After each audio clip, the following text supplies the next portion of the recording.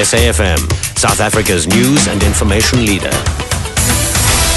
Thanks, Nancy. In the news, Mbeki cites reasons for hostilities between Sudan and the South, and South Africa's tourism celebrates a successful holiday season. Good afternoon. Former President Thabo Mbeki says deeply entrenched levels of mistrust between Sudan and South Sudan is what is behind the escalation of hostilities between the two countries. Mbeki is mandated by the African Union to lead the negotiations over unresolved issues including oil revenue and borders. Tensions have heightened between the North and South with fears of an all-out war. Mbeki says the two countries admit to negotiating as enemies. And in the course of the negotiations, as we've been working with them on the negotiations, they themselves will admit that they've really been negotiating as adversaries, not negotiating as partners in order to reach common agreements that would benefit both countries. But they've been negotiating as adversaries, with one side trying to defeat the other. I'm saying they themselves say that. Here at home, the Purchasing Managers Index PMI, which serves as a gauge of the health of the manufacturing sector, declined for the second consecutive month in April.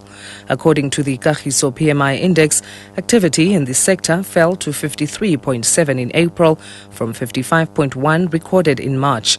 Kagiso says the decline in recent months is in line with the trends in Europe, South Africa's key manufacturing export market.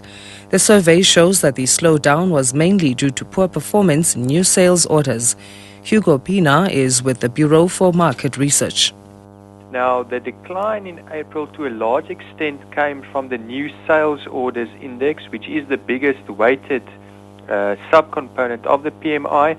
So what this is telling us is that the demand for locally produced manufactured goods it's still growing, but that the rate of growth is slowing down. Expected business conditions in 6 months' time, so here we ask manufacturers to look a bit forward.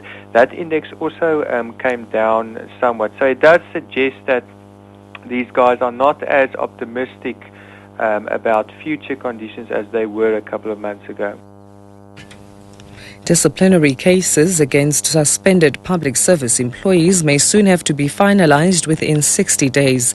The Director General for the Department of Public Service and Administration, Mashwahle Dipofa, was briefing a committee on the high level of suspensions in the service. He says last year a total of 356 public servants were put on precautionary suspension. Just over 200 of these cases were finalized. Dipofa says guidelines are being considered to speed up the disciplinary process.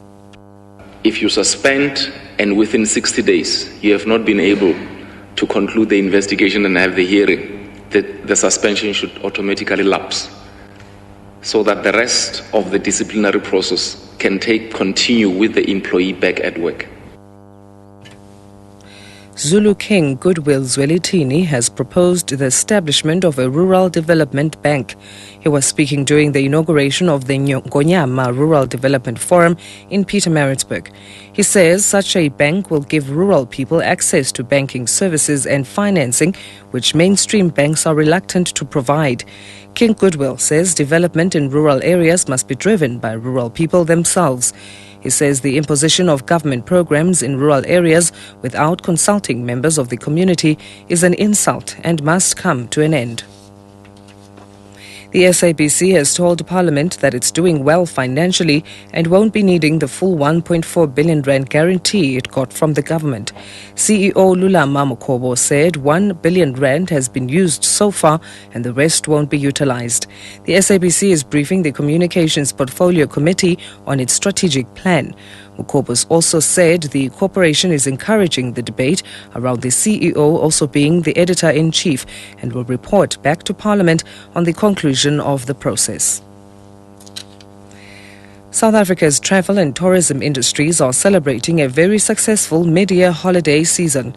The Tourism Business Council of South Africa says indications for the period between 1st April and 1st May are that car rentals, hotel accommodation and restaurants reported increased activity.